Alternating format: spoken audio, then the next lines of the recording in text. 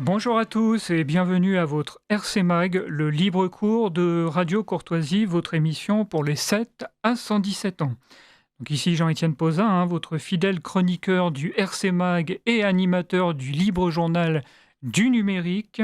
Je prends les commandes de l'émission pendant que Jean-Édouard Kerbidi profite de l'été et on lui souhaite de belles vacances. Pour juillet et août, on change la recette, fini les chroniques, place à de grands entretiens pour explorer en profondeur les sujets qui vous captivent. Tout de suite, nous recevons Majid Oukacha, écrivain et youtubeur, essayiste et blogueur français qui a publié d'ailleurs en janvier 2025, je le rappelle, un ouvrage, Ex-musulman, le guide de survie. Bonjour Majid Oukacha. Bonjour et merci de m'accueillir. Avec grand plaisir. Écoutez, on va commencer directement avec, avec ma première question, puisqu'on a pas mal de choses on a pas mal de choses à dire, je pense.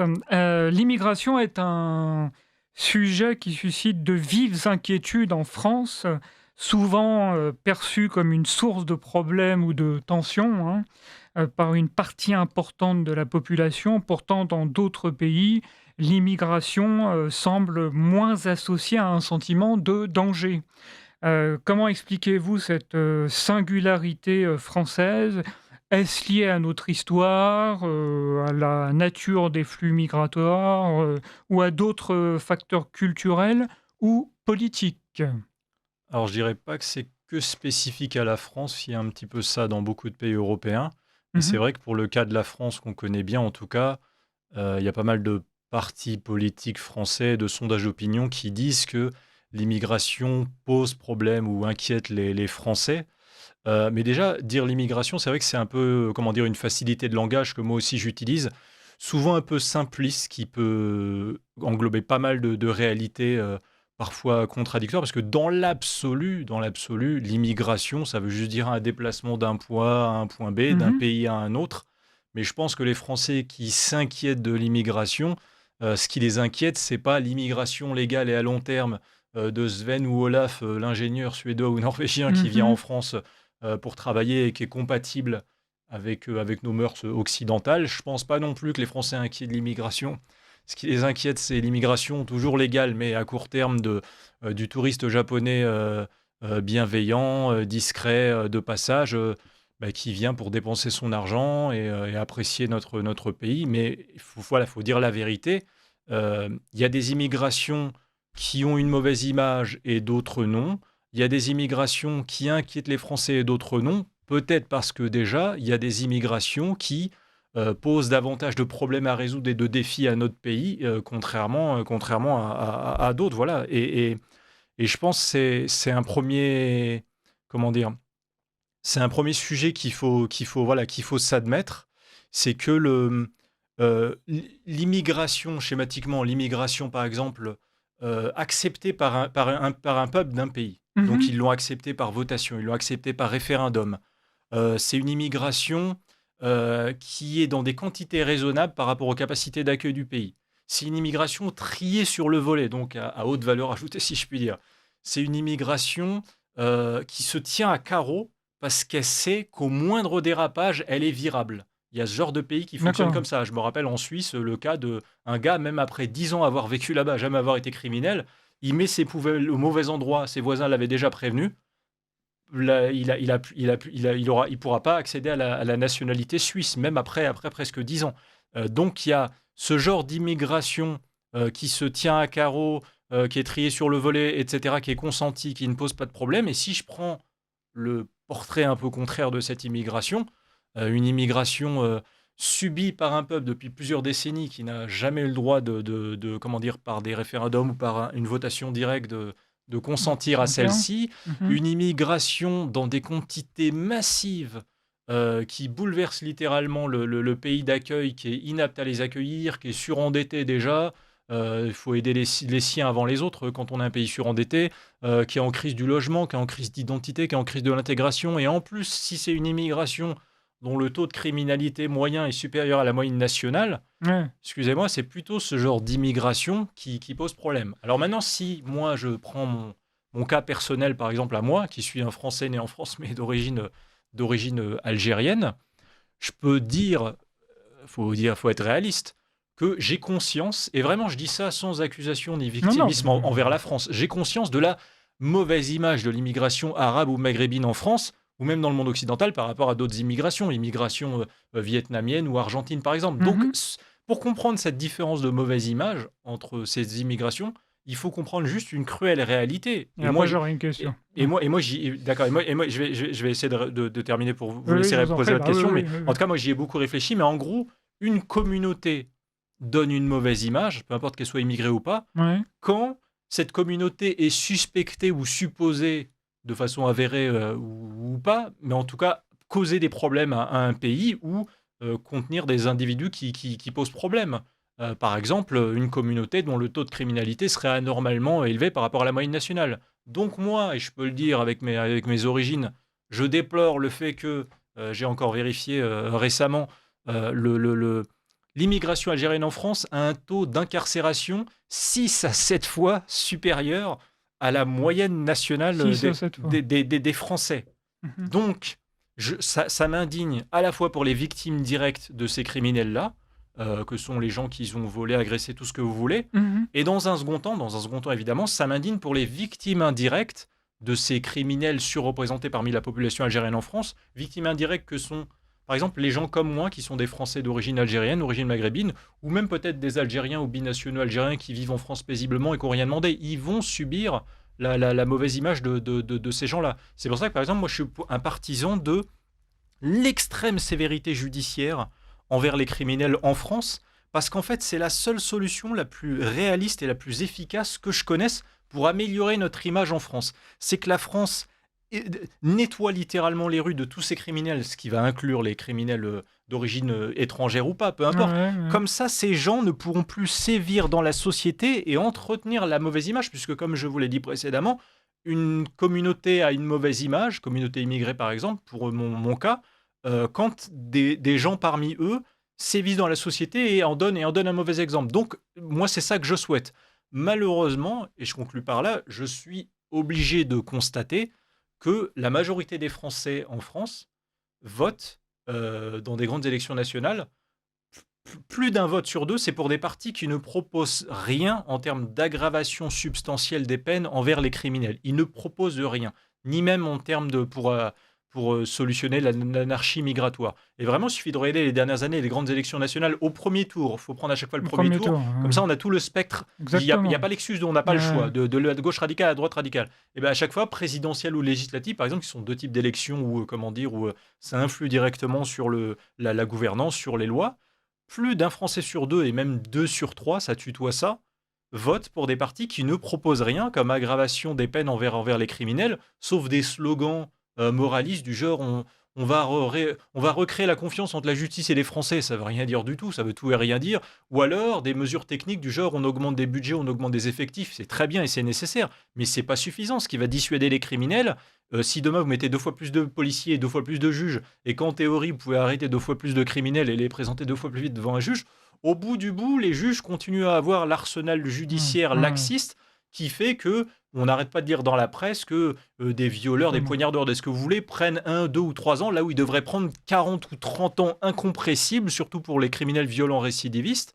Et voilà, mais malheureusement, je suis obligé de constater, voilà, j'en termine juste par cette phrase, que Ouais, je vous en prie. la majorité En fait, la justice, même moi, j'utilise la facilité de langage, vous dire la justice est laxiste, mais est-ce que la justice est laxiste ou elle n'est pas finalement juste en parfaite osmose avec le vote des Français?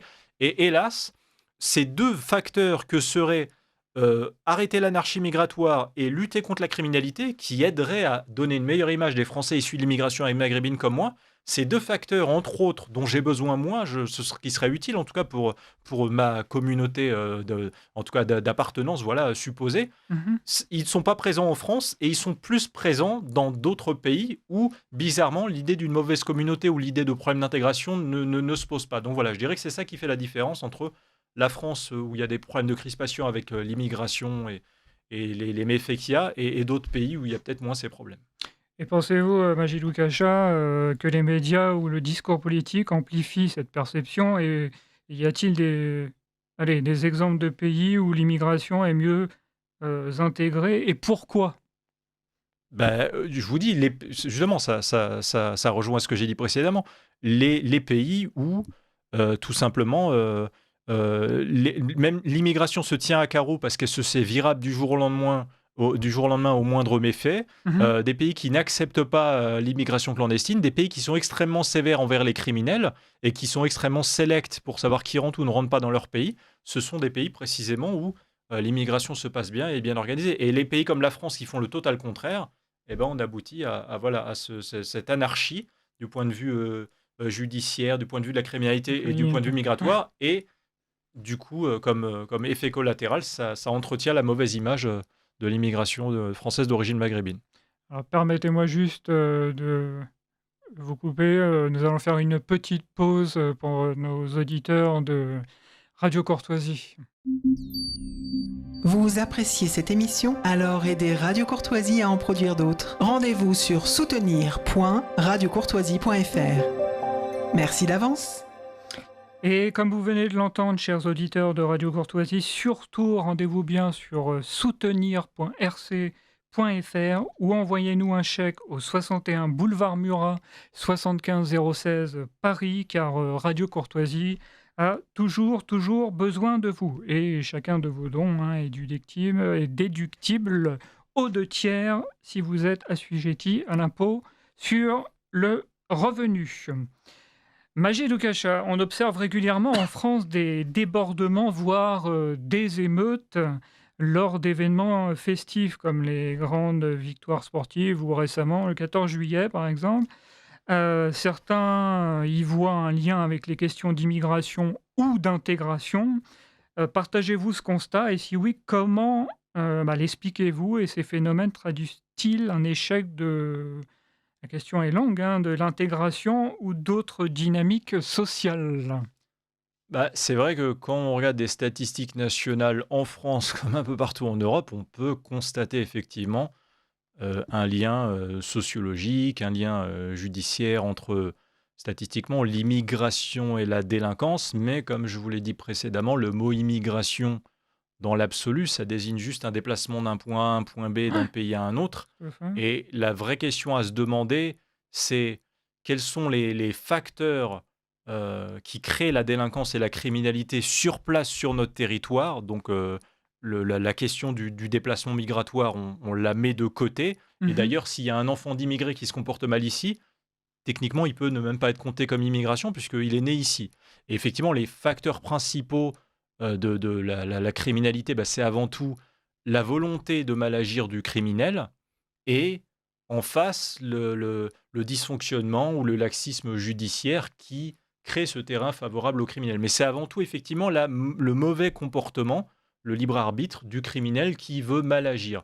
Et donc on prend ce genre de crimes que sont par exemple les voitures brûlées au cours du 14 juillet, qui Mhm. sont indéfendables par des excuses économiques. Vraiment, le but, c'est de détruire pour tout détruire à des dates précises.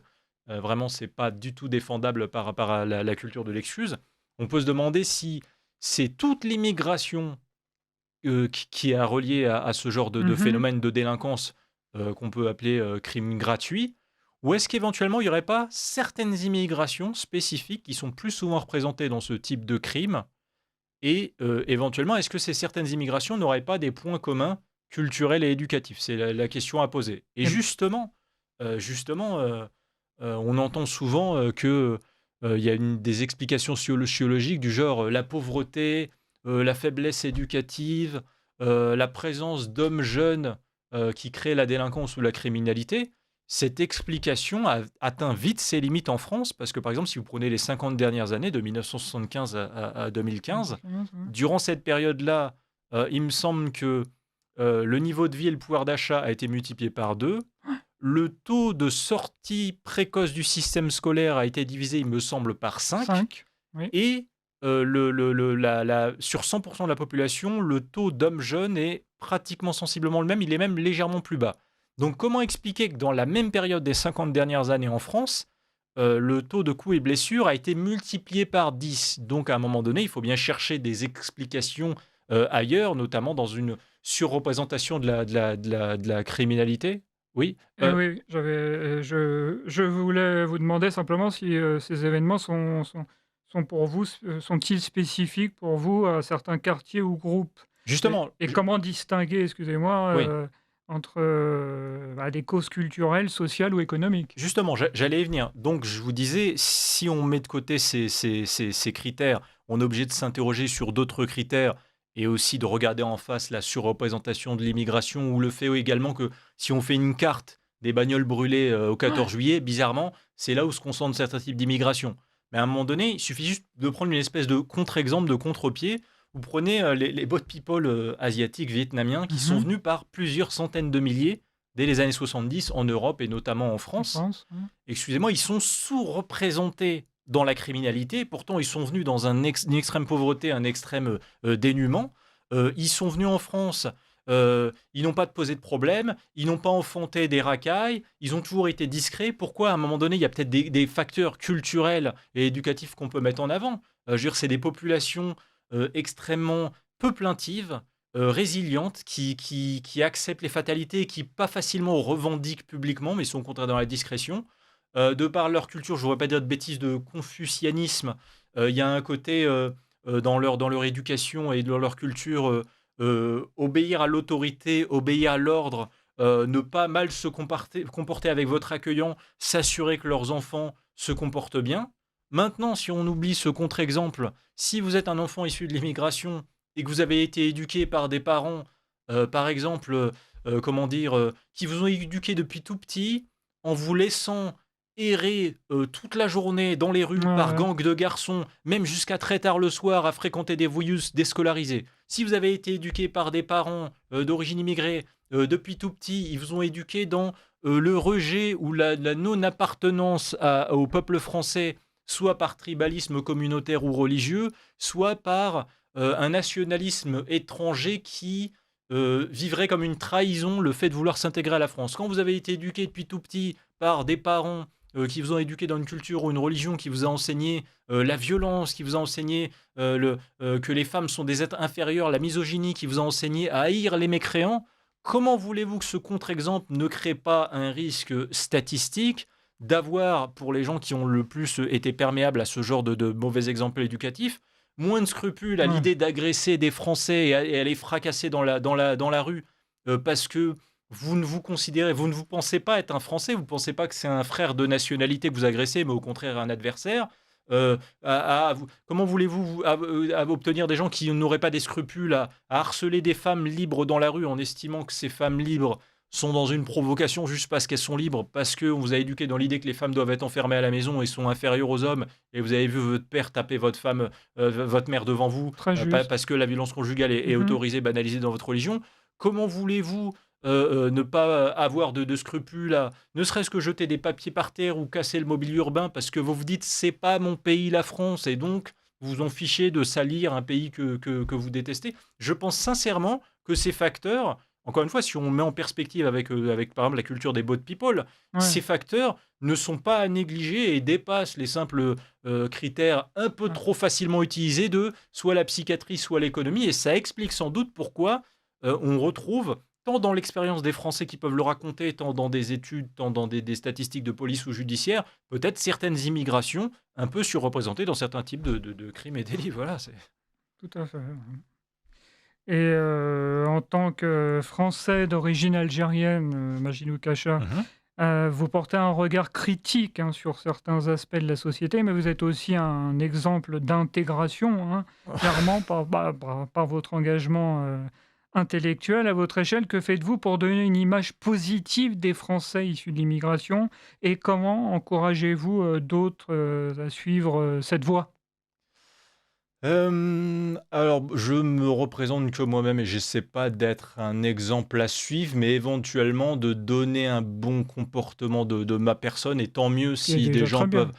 éventuellement s'en inspirer. En tout cas, ce que je peux dire d'abord, c'est que l'idée pour moi de donner une bonne image des Français issus de l'immigration maghrébine ou algérienne, cette idée, je pense que je l'applique plus ou Mmh. moins consciemment au quotidien quand c'est nécessaire, mais je m'en passerai bien. Je m'en passerai bien parce que d'abord, j'ai rien fait de mal Mmh. et devoir prouver mon innocence à cause d'une mauvaise image communautaire que je subis, ça me fait chier, premièrement.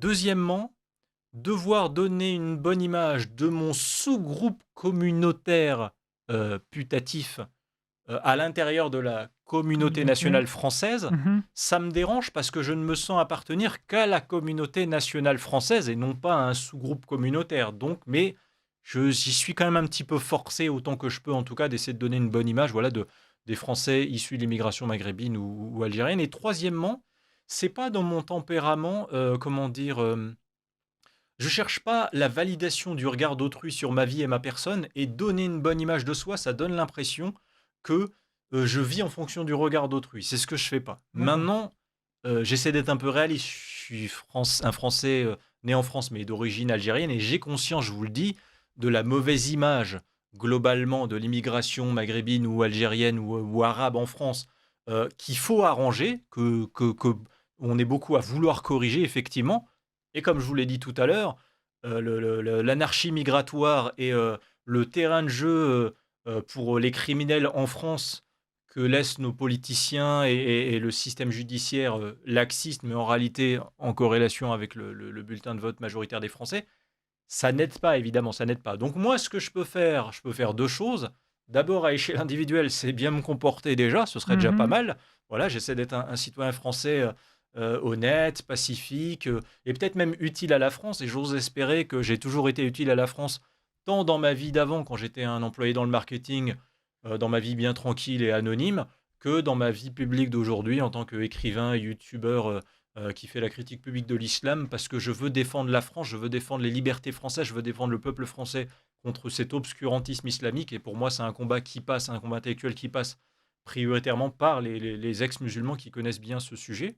Et secondairement, et j'espère qu'il y a des Français peut-être d'origine étrangère qui pourraient s'en inspirer, mais vraiment, il ne faut pas hésiter à davantage, clairement, publiquement, se désolidariser ou dénoncer les Les gens gens. de ma communauté d'apparence entre guillemets ou communauté comment dire d'appartenance médiatique qui se comportent mal.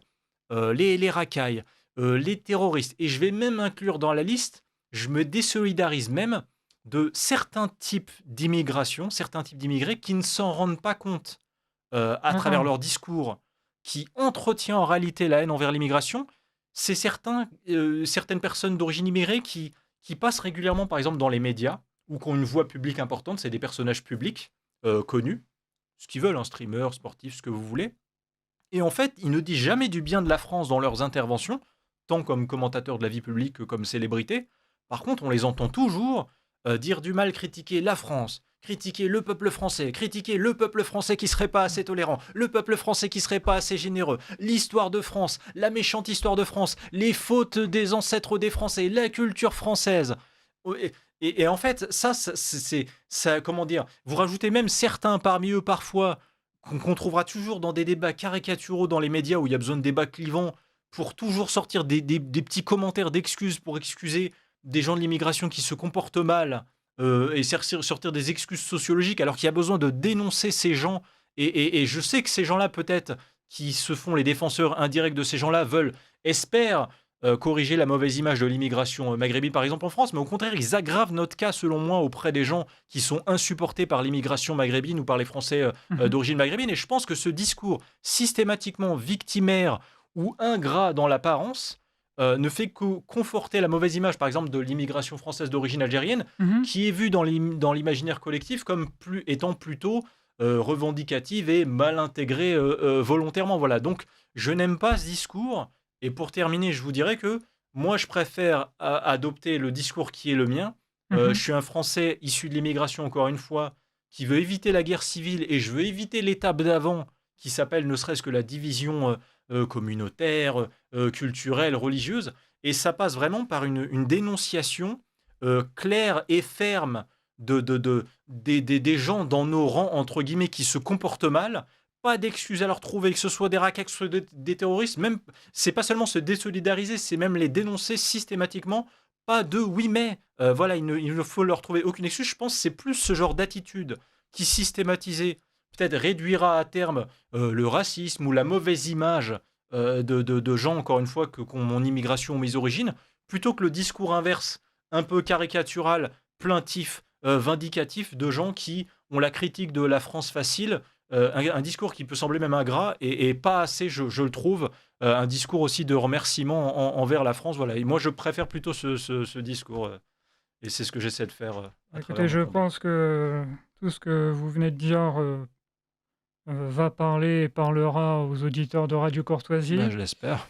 Ce sera le mot de la fin. Ça passe très vite, hein, Majid Oukacha. Je Les bons moments rappelle. passent trop vite. Ah oui, oui, oui, c'est tout à fait ça. Je rappelle aux auditeurs de Radio Courtoisie et du RC Mag que vous êtes écrivain et youtubeur, essayiste et blogueur français. Et je le rappelle que vous avez publié en janvier 2025 un ouvrage ex-musulman, le guide de survie. Rappelez-nous le titre du précédent. Sans contradiction et erreur scientifique dans le Coran. Tout est dit. Merci en tout cas d'avoir été des nôtres et j'espère Merci. à très bientôt. Merci pour votre invitation et merci de m'avoir donné la parole. Ah bah, avec grand plaisir. Chers auditeurs de Radio Courtoisie, restez bien avec nous. Surtout, n'oubliez pas de vous rendre sur soutenir.rc.fr ou de nous envoyer un chèque au 61 boulevard Murat, 75 016 Paris. À mercredi prochain pour un nouveau RC Mag.